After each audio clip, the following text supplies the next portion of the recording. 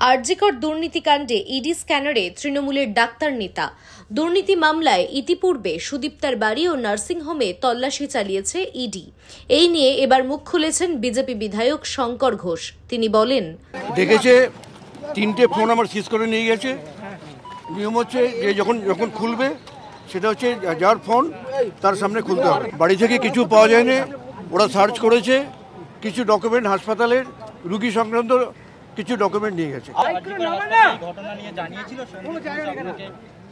আমাকে জানিয়েছিল 10টার পরে, 10:30 11টা নাগাদ জানিয়েছিল। পাশাপাশি এই নিয়ে সরব তৃণমূলের কুণাল ঘোষও। তিনি বলেন, তদন্তের স্বার্থে তদন্তকারীরা যদি কাউকে ডাকবেন মনে করেন, কাউকে কথা বলতে চান, বা তারা তাদের যা প্রসেস আছে করেন, সে তারা করবেন, আইনের পথে চলবে। এবং এই বিষয়টা যাদের বা যাকে ডাকা হয়েছে তিনি বা তার আইনজীবীরাই বলতে পারবেন, এখানে আমরা কেন কথা বলবো। আপনারা দেখছেন ইউএন লাইভ, বাংলা খবরের শেষ কথা।